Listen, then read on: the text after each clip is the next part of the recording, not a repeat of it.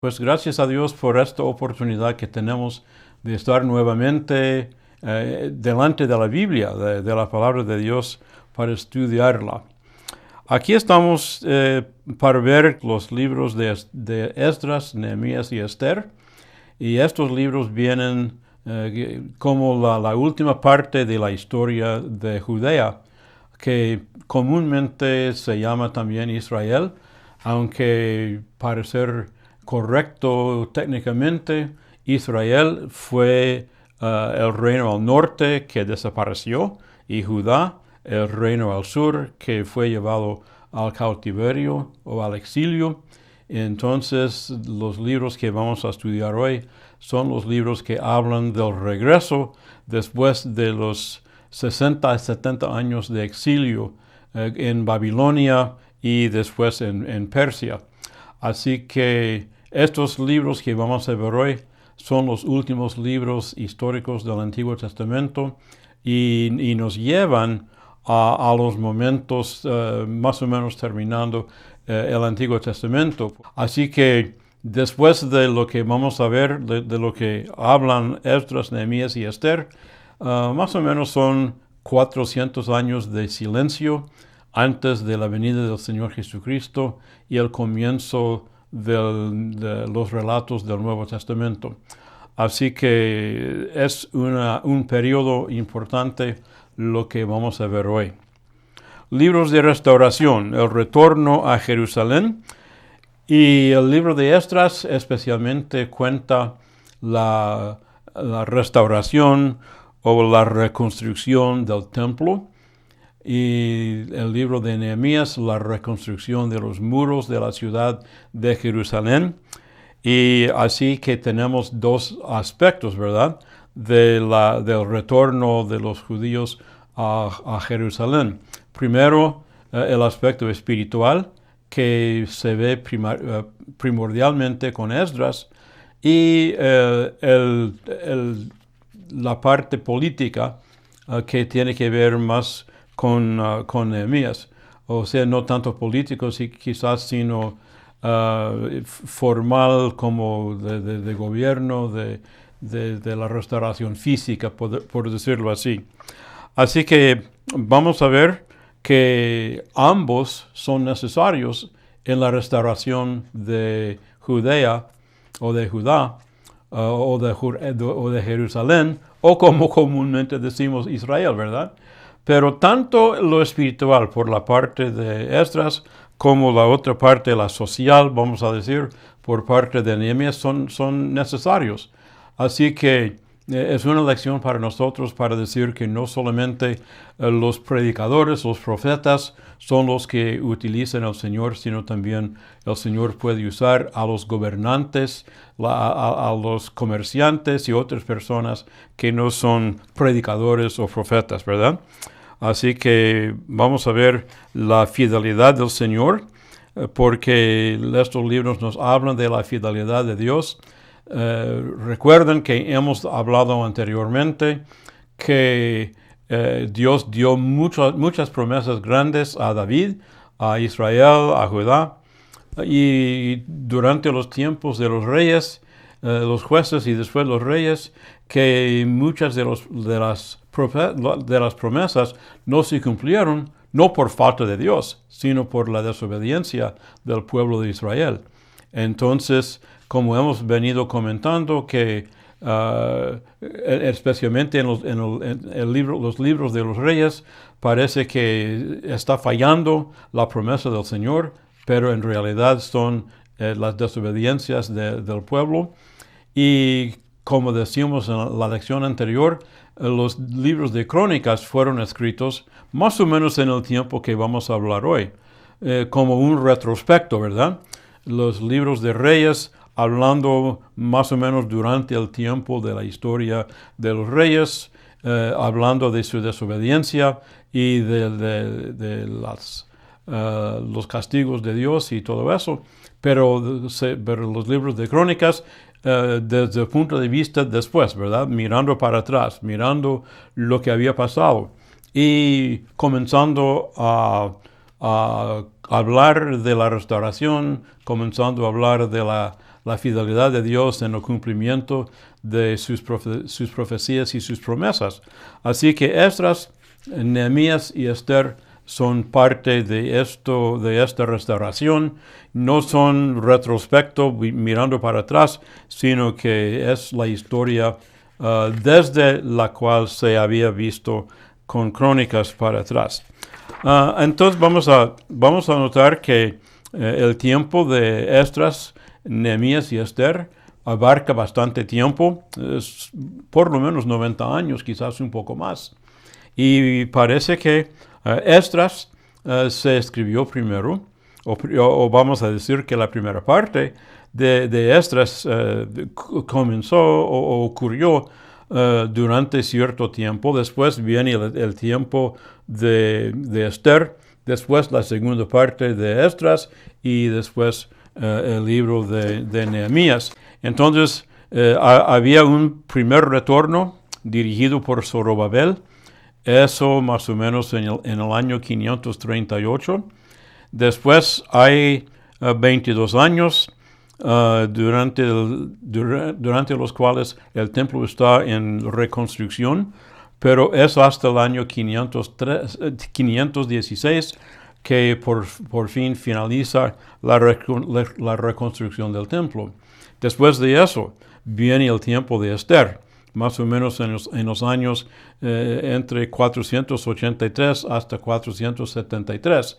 Un periodo de unos 10 años. Dentro de esos 10 años, Esther está en función. Y después, el año 458, el segundo retorno. O sea que después del tiempo de Esther es cuando Esdras regresó con una parte del pueblo a Jerusalén. Y después de eso, como otros 14 años después, Nehemías regresa también. Así que es un tiempo bastante largo. Y como yo estaba leyendo hoy en un comentario de un predicador, que Dios tiene un plan, Dios está siempre obrando su plan o desarrollando su plan, pero Dios parece que hace su plan, desarrolla su plan en un tiempo más lento, un tiempo más largo que nosotros quisiéramos, ¿verdad?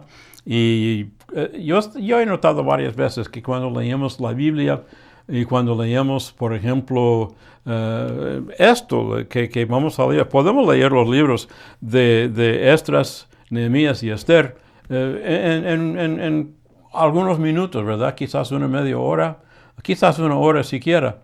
Pero en una hora estamos leyendo lo que ocurrió en un tiempo de 90 a 100 años. Así que lo leemos y pensamos, ay, Dios obra rápidamente y ojalá el Señor me ayude tan prontamente como ayudó en estos. Pero no es siempre así, ¿verdad? Y cuando vemos la realidad, Dios les ayudó grandemente, pero en un tiempo bastante largo. Bueno, el libro de Esdras, en la página 87, habla acerca de este hombre que era un levita, un descendiente de Aarón. Él ministraba a los judíos en cautividad, pero después regresó a Jerusalén con este grupo. Y se menciona aquí que Esdras ya era un líder espiritual en Jerusalén cuando Nehemías volvió también. O sea que Esdras ya tenía bastante tiempo haciendo su trabajo. Esdras es el líder espiritual. Y dice aquí, Esdras fue importante en especial por guiar al pueblo de nuevo a la palabra de Dios. Y esto me llama la atención. Y aunque lo vemos otra página después, pero yo quiero mencionar aún en este momento la importancia de Esdras y un versículo en especial que menciona a él y que habla acerca de su práctica, ¿verdad? En Esdras capítulo 7, el versículo 10, dice, Esdras había preparado su corazón para inquirir la ley de Jehová y para cumplirla, y para enseñar en Israel sus estatutos y decretos. Él es para nosotros un ejemplo de profeta y de predicador. Él es para nosotros aún en nuestros días ejemplo de lo que debemos ser nosotros. Si vamos a ser predicadores de éxito en los ojos del Señor, tenemos que seguir los pasos que Él siguió. Primero, preparar nuestro corazón. Preparar nuestro corazón. Después, inquirir la ley de Jehová.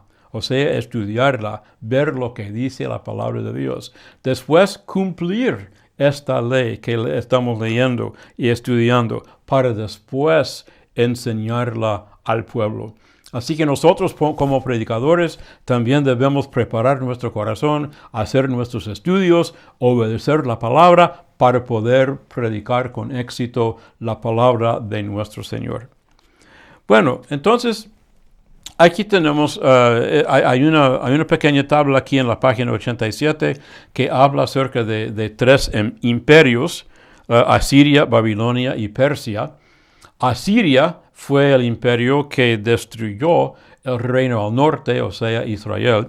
Babilonia fue el imperio que conquistó Judá y llevó al cautiverio a los judíos, incluyendo a personas como Daniel. Pero Babilonia fue conquistado también por Persia, y es el imperio de Persia con su rey o su líder que se llamaba Ciro, que permitió el retorno a Jerusalén. Y algo aquí muy interesante, se llama Ciro él. Y en Isaías leemos una predicción, una profecía de Isaías, en la cual él dice, Isaías 44, los versículos 26 y 28, en esta profecía, Isaías dice, Dios hablando a través de Isaías, dice que Él va a permitir que Ciro va a ser su instrumento para traer a su pueblo nuevamente a Jerusalén. Y fíjense, más de 100 años antes del cumplimiento de esa profecía, Isaías no solamente dice que se va a cumplir, sino que menciona el nombre de una persona que ni había nacido todavía. ¡Qué profecía más notable para ayudarnos a ver que la palabra de Dios es realmente confiable, ¿verdad? Así que este rey Ciro dio el permiso para el retorno. Zorobabel regresa, entonces ellos comienzan a reconstruir el templo, pero había un grupo allí que vivía cerca que se llamaba los samaritanos. Ellos se opusieron a la construcción, y entonces tan fuerte que era su oposición que se detuvo la construcción por un tiempo de unos 15 años antes de poder seguir y terminar la obra. Así que yo no sé si es una razón por la cual los judíos en el tiempo del Nuevo Testamento odiaron a los samaritanos, no solamente por ser personas aparte, sino por esa oposición de la reconstrucción del templo. Pero total es que ellos dieron bastante problema. Y no solamente problema en ese sentido, sino que parece que estaban tratando de construir los muros de la ciudad también, pero esto no se llevó a cabo. Así que se menciona después, como en la página 90, creo que es que cuando Nehemías regresa, no hay muros todavía para proteger la ciudad. Así que llega a ser trabajo de Nehemías la construcción de los muros de la ciudad. Pero Esdras, cuando él regresa, 80 años después de que regresó Zorobabel, viene Esdras. Y él viene no tanto para la construcción, porque eso ya se hizo, sino que él viene para enfrentar otro problema. Y el problema fue matrimonio entre judíos y personas de los pueblos vecinos. Y el problema, como dice aquí, no era problema interracial, No era que ellos estaban casándose con personas de otra nación o de otro color de piel o algo así, sino que el problema era un asunto religioso.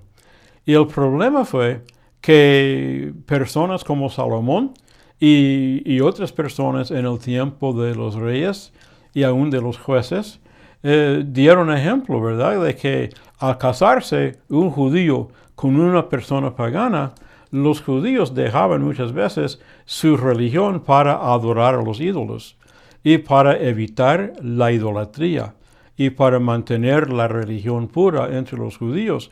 Esdras tuvo que deshacer los matrimonios, tuvo que enfrentar este problema. Y esto es una cosa que va a enfrentar Nehemías unos cuantos años después, pero problema que nos recuerda de un versículo en el Nuevo Testamento, en 2 de Corintios 6:14, no os unáis en yugo desigual con los incrédulos, que el Señor siempre ha querido una separación entre su pueblo y el mundo, ¿verdad? Que podemos ser amigos, tenemos que negociar, tenemos que vivir en el mundo y todo eso, pero a la vez tenemos que ser separados de las malas prácticas del mundo, de las cosas pecaminosas de las personas alrededor. Entonces, en nuestro libro de texto tenemos a Nehemías. Nehemías viene para la reconstrucción de los muros de Jerusalén. Y como dije antes, hay importancia no solamente para el profeta, sino para la persona en el mundo social o el mundo secular, como decimos muchas veces hoy. Que para nosotros, tanto el predicador, tanto el pastor, por un lado, como el negociante, el comerciante, por el otro lado, son personas importantes. Y Dios puede usar tanto al pastor como a la persona que vive en el mundo secular haciendo su trabajo de comerciante, de abogado, de cualquier cosa, ¿verdad?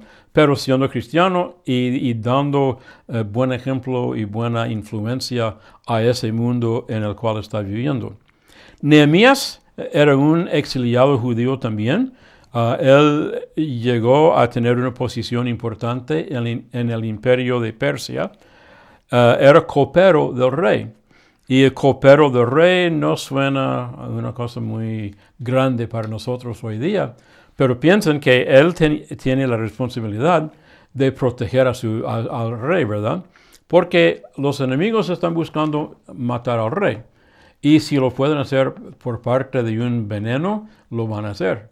Así que el copero es el que tiene la responsabilidad de asegurar la vida del rey, asegurando que no está envenenado el vino o la comida y cosas así. Y así él tiene mucha confianza de parte del rey.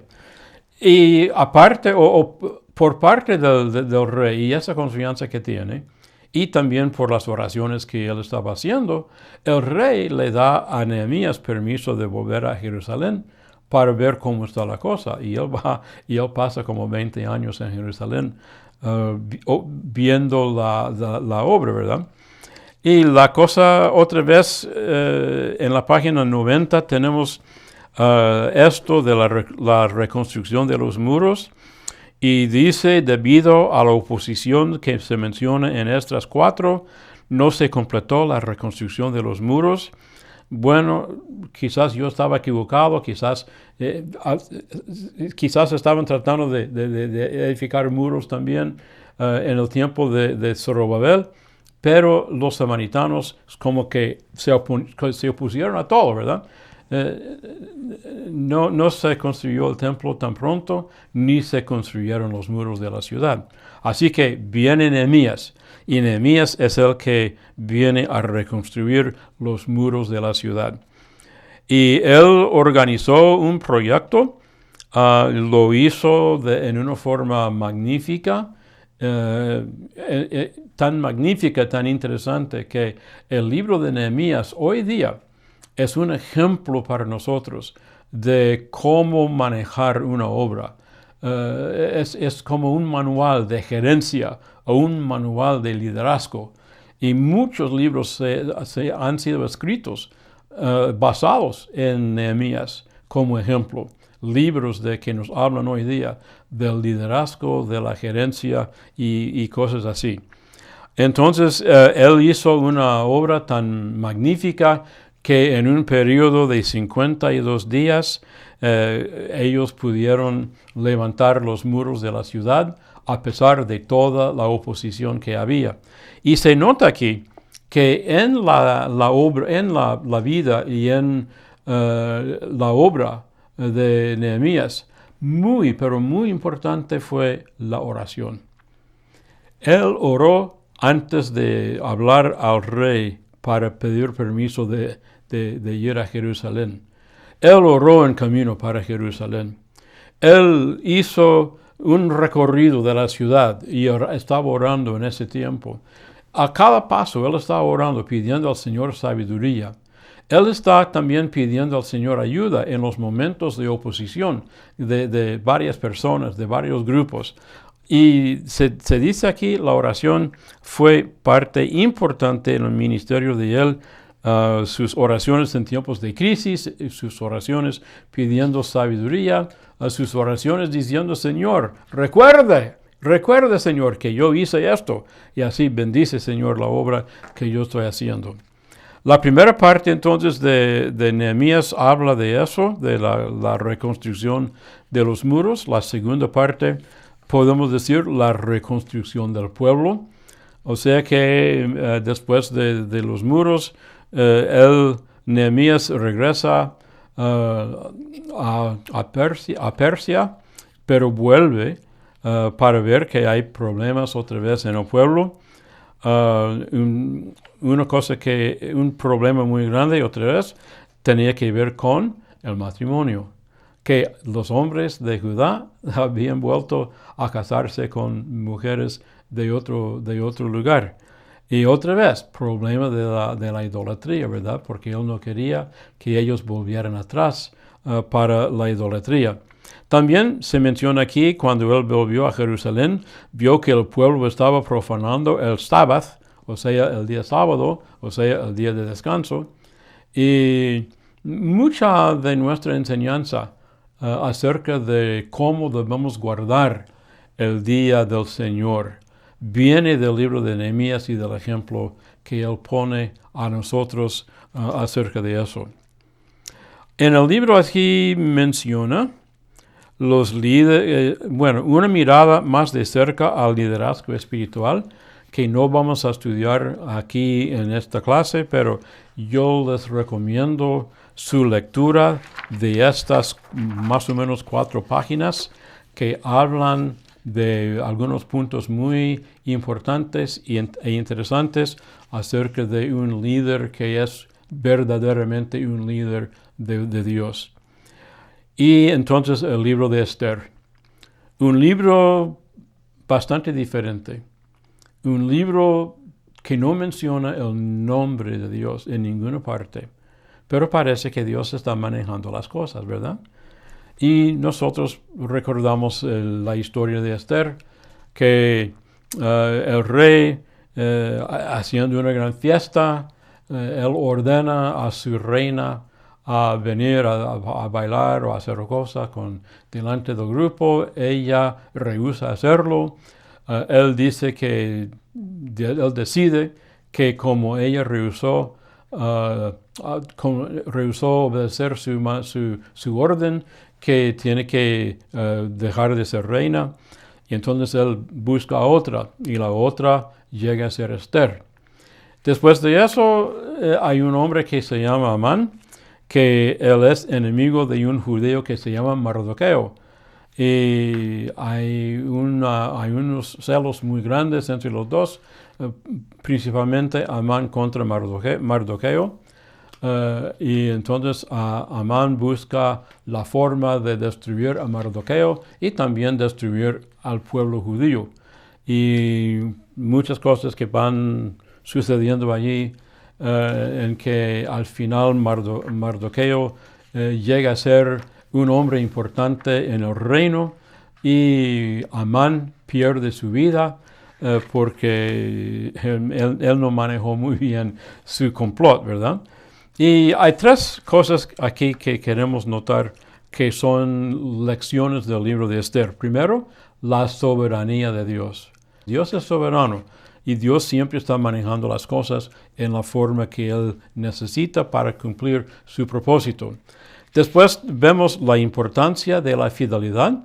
Hay fidelidad de parte de Mardoqueo, un hombre que no es muy notable en muchas formas, pero es un hombre muy fiel a Dios y Dios honra su fidelidad y lo usa grandemente en esta historia.